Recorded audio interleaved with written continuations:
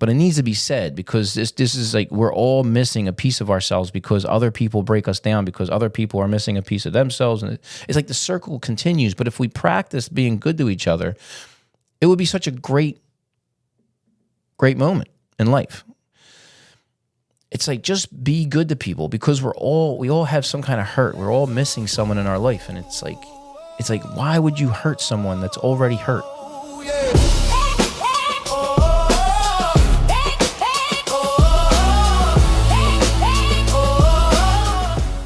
Hey, what's up, everyone? I just wanted to apologize first because you're gonna hear me sniffling a lot. I'm like under the weather, and I know I heard it in the last video, so I don't edit my videos like that. So it's kind of like you hear every little thing, every bang, movement. I'm sorry about that, but until I get better at this, it's gonna take me some time to like do that. I don't even know if I really even want to do like all that editing and make it like perfect because it just, to me, I feel it's better just being real and leaving certain mistakes in. But it's been really cold in Philly, so like I've noticed myself like I'm like all congested and I'm sniffling all the time. But it's been super cold. I don't even want to go outside, and I usually like the winter. I used to like the winter, not anymore, because it's been like 3 weeks of just ice, snow, and cold. I hope it goes away soon. But anyway, so I was talking to my friend Thomas this week, and we go back like I think maybe 20. I was like 23 or 24 when I met him, and he's a really good friend of mine. He's a DJ, and we were talking about like stories back in the day, like stuff that happened to us when he used to come to the shows and DJ for me at the shows. And we always used to do like this big show called Dub Magazine would throw this big show called Dub Show Tour or whatever it was, right? We would go everywhere, Atlanta, New York, Chicago, Florida, Vegas a lot. Like it was called the SEMA Show. It was a big car show. And in Vegas Convention Center, every year they would have this huge car show. It filled the whole place, and we would be there. And Dub Magazine was like family to me also because I met them in Vegas at SEMA, and we became really good friends. Miles, Walter, John, and we just became really close. And they always helped me out during my career with the painting on the bikes and the artwork and all this stuff. They always helped me out. They were always there for me, and like the same thing with them. Like I was always there for them as much as I could be, and like the whole like thing, like that whole show though, that whole Dub Tour show, like we always hung out with the same similar people, same car guys, same people that build cars, stereos, and did paint work, and it was a great time. And it was just like it was a big show anywhere it was, even like Philadelphia was great. It was like for a whole week they would come out, set up, and we would have this huge booth. And we would be like breakdancing. I had a DJ. I always had like DJs there. It was either my friend Chuck, DJ Caution he's from New York. One time we had DJ King Shami come out. My friend DJ Timmy DeSimone, he came out, and the people that know him, he's from South Philly. And my friend Thomas, he would DJ for me a lot too, because we came up with always, I had my Tech 12s, I had turntables and stuff, and I had records. And he's actually still holding my records or my turntables. I don't have nowhere to put them right now. But we always used to DJ together and have fun, mess around with that. But he's really good, and he used to come to a lot of my shows, set up and DJ. And there was one time that we went to New York. It was the Javits Center Dub Show, New York Auto Show, and it was like kind of right when I was coming to my end with the business. Like I was so burnt out. I couldn't keep up anymore. And I remember I wasn't taking care of myself as much, and I was out of shape. And like my friends that know me back in the day, like even now, like I still keep up on my teeth. I don't like my teeth being messed up as much as possible. I don't want anything wrong with them. And it's expensive to keep up with your teeth. So, at that time, I don't know what happened, but I remember when I was younger, I was riding my bike and something happened. I was trying to do a trick, and I flew over the handlebars knocked out my front teeth. And from that point on, I've always had problems with my two front teeth. And like my adult teeth grew in first, so everybody used to make fun of me, and buck tooth, whatever. They used to call me all kinds of names in school until the rest of my adult teeth grew in. But I always had problems with those two fronts. So now I have this problem. It was a root canal in this front tooth. So I don't know what happened that made it come out, but it broke. So they put a temporary in. I think that's what it was. They put a temporary in, and that came off. And because I was waiting for the crown to be made or something. And I remember that I would have to take that tooth and take Fixodent until the dentist appointment came up, and I would have to glue it in with the Fixodent to make it stick.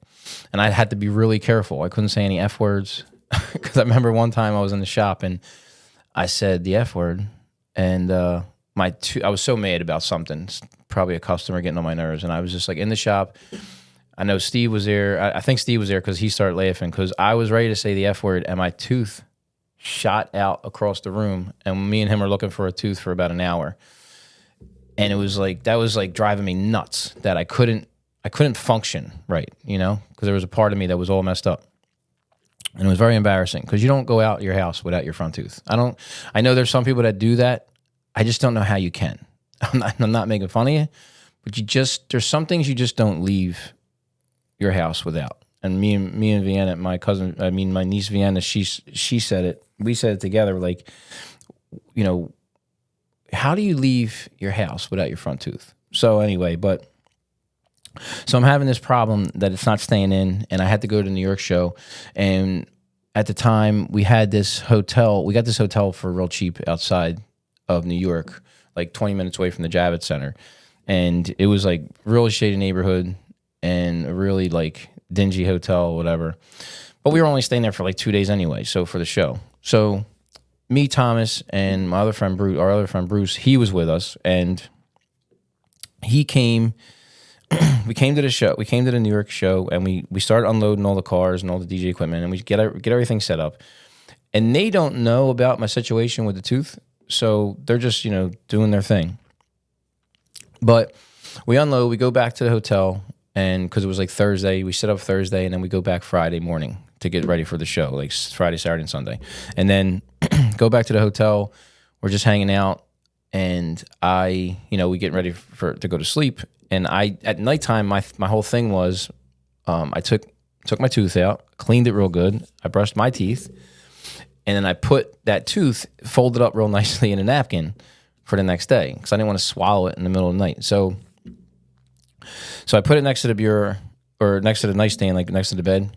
And, we wind up going to sleep. And I wake up in the morning, and my friend Bruce is like walking around.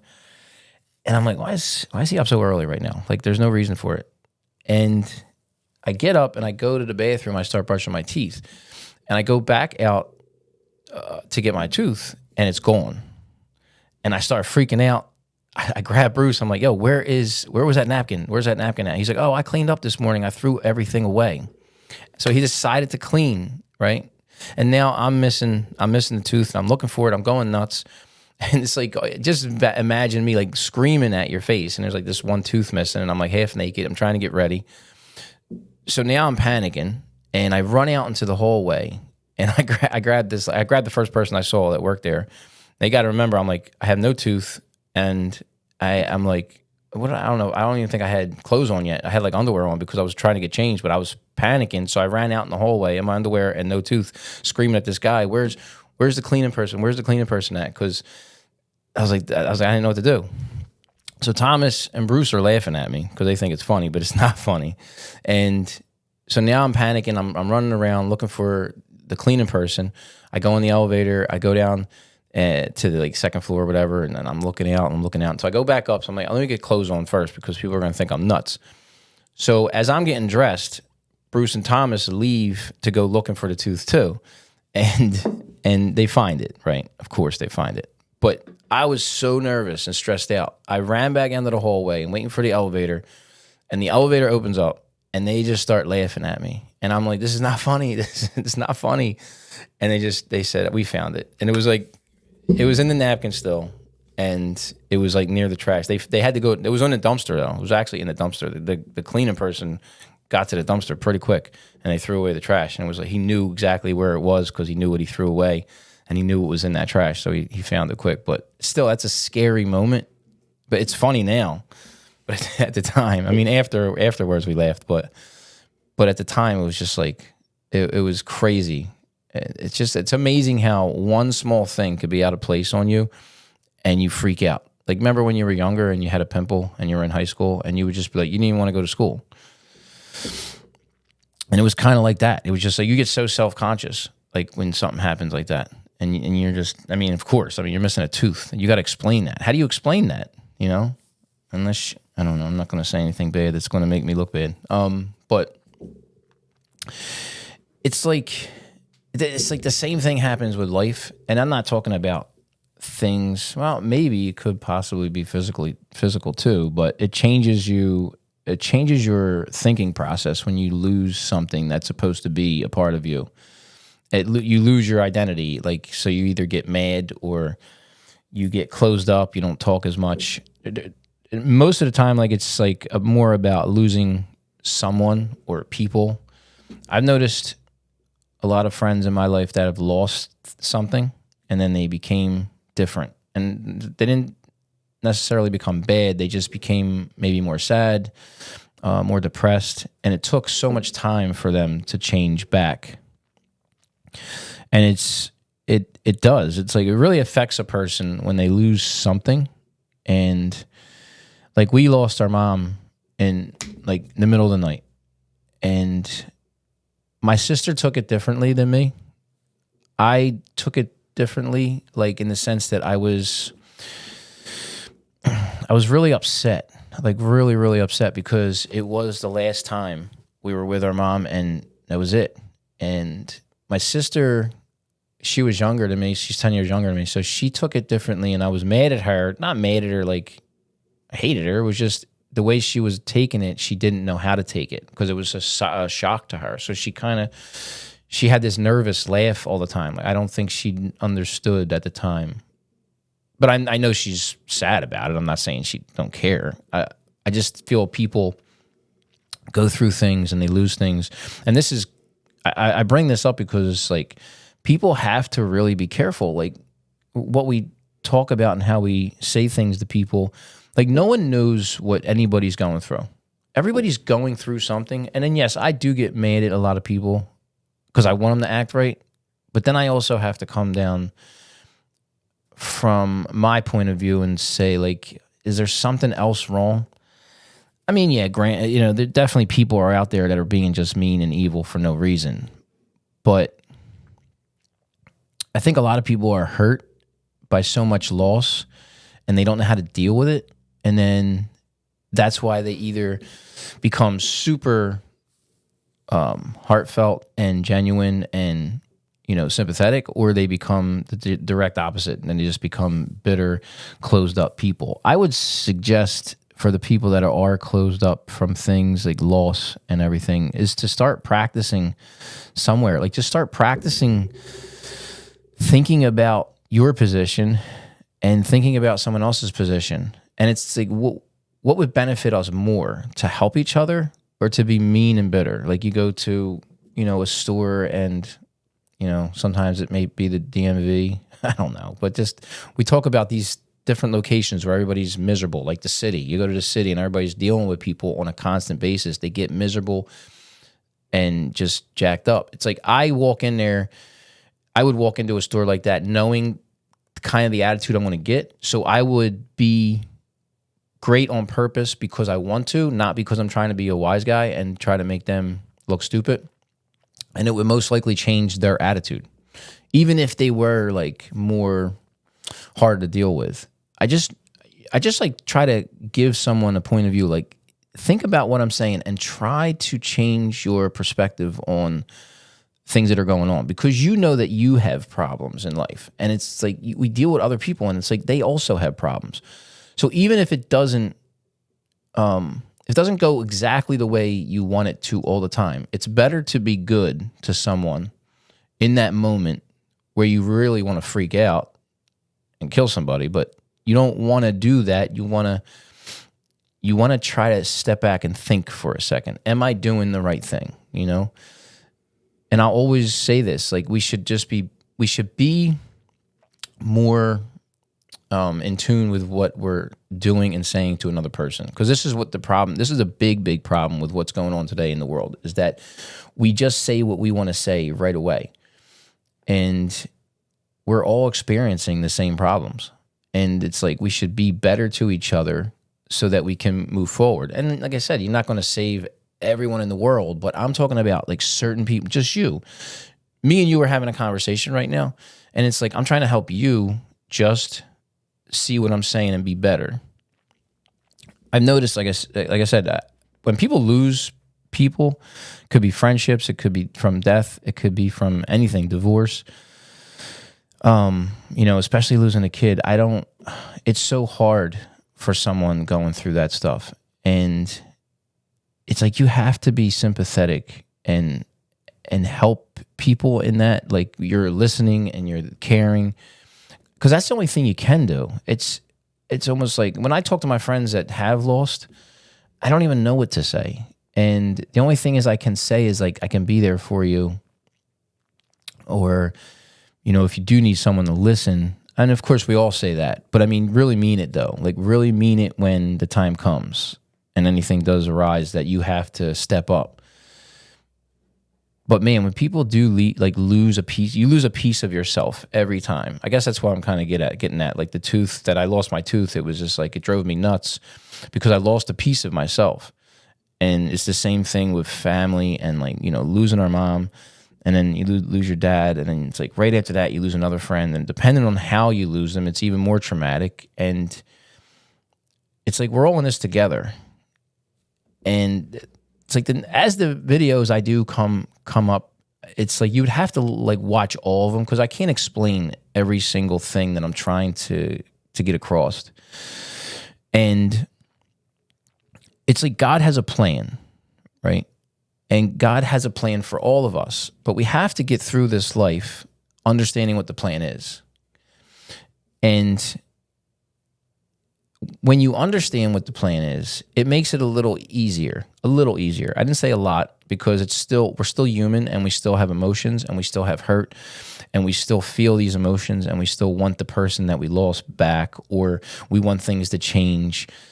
You could have lost physical ability in your life. Like there's a lot of different losses that we're all dealing with. And and I can't say it's hard to say like, oh, it's not easy. It's not easy. And I'm not going to sit here and go, oh, just, pray to God and God will make everything better. It's not, I'm not saying God can't, but that's not what we're here to experience. We're here to experience life and to see what we'll do with life. If we're going to take on the challenges, if we're going to see the end goal that God has for all of us, if we're really paying attention, like that's what God wants from us. It's like a parent. That's why I say there's a direct correlation. Every time you look at God and us, it's like God has given us the ability to be parents. It's like we give our kids free will. God can't force us to do anything, but in this lifetime, he has to guide us and say, this is what it is. What do you want from life in the future? Do you want good or do you want bad? Because we choose to do bad all the time. That's the problem. It's like when you go, you put your money in a bank, it compound interest. It's compound interest. You put money, you stack money, the bank, every time you get more money in the bank, it keeps getting compound interest. Life is the same way. The more you're bad and evil to people, the more it's going to compound. It's like, how do you not understand that? How do people that are adults don't understand that? I look at all the videos online, and it's like everybody's yelling at each other. They hate each other. And it's like we're all experiencing the same stuff. We're all missing pieces of ourselves. It's because we love to have drama in our life, and we love to pick apart people. I would suggest stop doing that. If you're a person that does that, stop and think about what you're going to say to someone before you say it, because it can destroy someone's life. I mean, this is why people, don't know how to act. They don't want to be around people. They rather be around animals instead. It's like, I get it. Animals are loving. You know why? Because God made them loving. And I mean, unless you're around Tiger, but what you don't understand what I'm saying. There's certain things, but I told my friend this one time too, and I'm sure people know this. Like, God is with us, and people want to make it religious and churchy. It's not. It's life. And if you can understand that, what I'm trying to say, it's like God is not this weird genie that we just pray to all the time, and he buys us a new car or renovates our home. It's not how it works. It's like God wants us to be a family, a good family, just like a parent would want their kids to be a good family. They don't want their brothers and sisters fighting. They don't want that. They want everybody to love each other, right? Because it's a mother and a father. They want that to happen. Most likely it's just a mom. But it's like God wants us to be better to each other. That is like the point. Like, you can't live an eternal life doing the same thing, if you can understand what I'm saying. Like, you can't. God's like watching us in this span of life and going, what are they doing? Who are the ones that are really trying to keep the world intact and keep it going and keep relationships right? And who are the ones that are destroying it on purpose? God's watching us, trust me. Like, I don't know why everybody thinks they're getting away with things and going to church and thinking because I go to church on Sunday and I light a candle and I say a prayer that you got in with the group. That's not how it works. That's not how life works. It doesn't work. It doesn't work like that in real life. And what I mean by that is, if you have a friend and let's say they just do a bunch of things for you, like, I don't know, every Thursday they come and clean your house, but on time. Every Thursday they come, they clean your house, they go food shopping for you, but they treat you wrong. But they're making up for treating you wrong by cleaning your house and going food shopping for you and doing whatever chore that you want done. Does that make you right with that person? So it's like, this is what people do. They think they can do bad, right? And then go to church or go to some priest or go to somewhere, a temple, whatever religion you're in, and go there and just go, oh, well, I'm going to do good now. But it's not genuine good. That doesn't make any sense to me as a human being. To me, it doesn't work with me. I'm not talking about religion and church. It doesn't work with me personally. For my friends that treat me right because they don't have anything to give me or do anything, but they know how to say sorry to me. They know how to start over. They know how to do things. That's a genuine friend to me. And the fake ones, I just, I'm good to them, but I keep them to the side. God wants genuine people. I know, like, I'm getting off topic, but it needs to be said because this is like, we're all missing a piece of ourselves because other people break us down, because other people are missing a piece of themselves. And it's like the circle continues. But if we practice being good to each other, it would be such a great moment in life. It's like, just be good to people because we all have some kind of hurt. We're all missing someone in our life. And it's like, why would you hurt someone that's already hurt? It doesn't make any sense.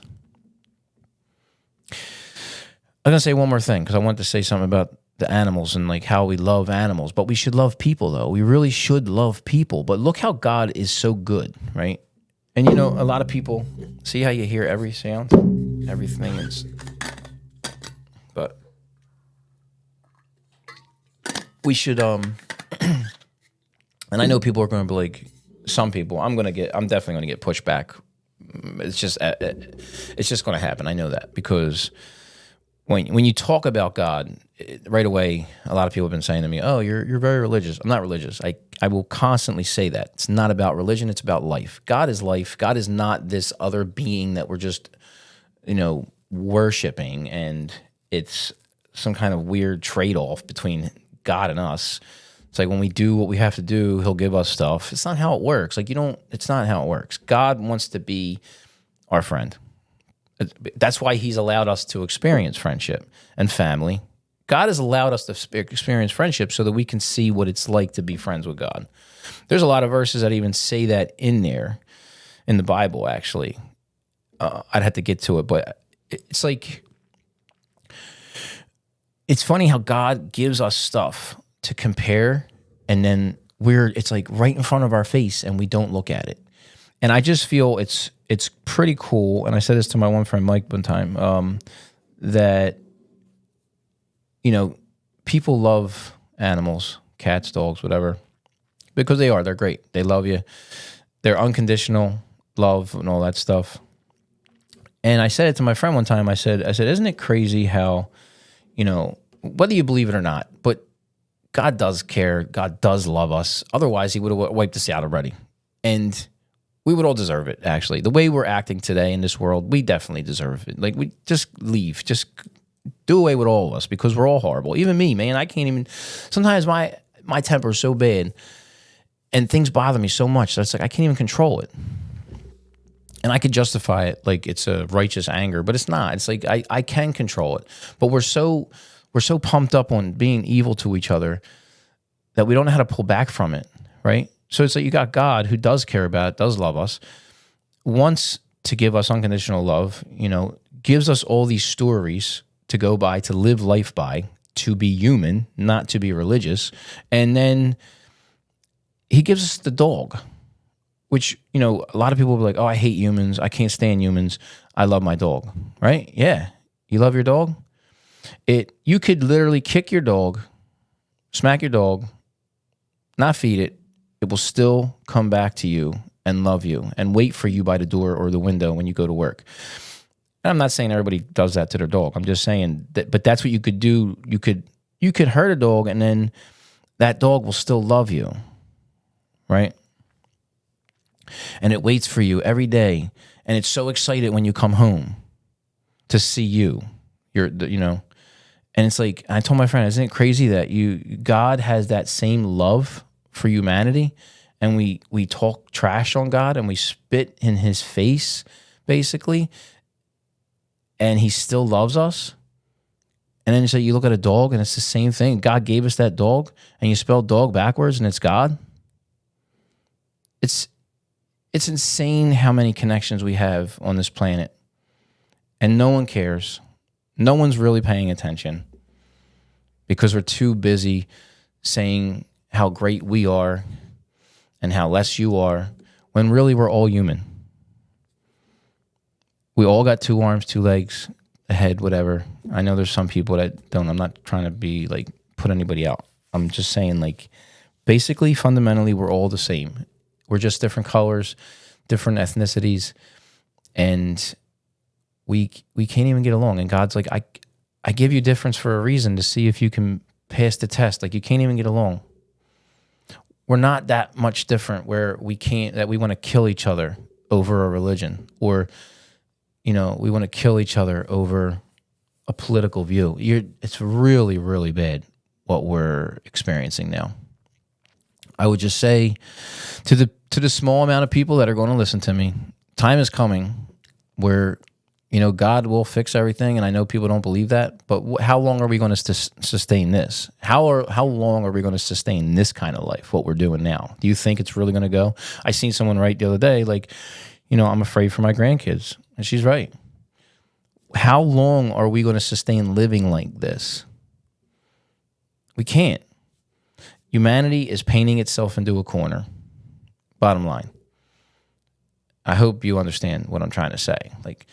But for the smaller people, like the smaller amount of people that are listening to me, I know I never went to a college. I don't got a doctrine or I don't got any kind of whatever paperwork to show that I know what I'm talking about. But you don't have to. You can tell I know what I'm saying is right, because you know that you feel it.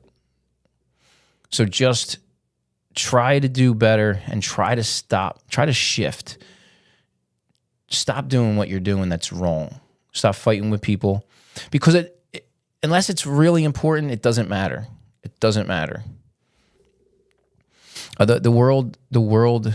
Jim Rohn said it best. I think Jim Rohn said it, but then probably someone else said it to him. But Jim Rohn said it. He said, "Don't major in minor things." So start practicing great things. Know that we're all broken and we're all missing pieces, and just start doing good to each other and practice that. That's how you start over. Starting over. Change yourself to start over. That's all you have to do. Pigeons in the alley, feathers dust the curb. Echoes of the boom bap, that's the only word. Crackhead sermons, gospel on the stoop. Graffiti hieroglyphics, prophets in the loop. Nano steam rising like the city breathes. Street light flicker, night shifts to thieves.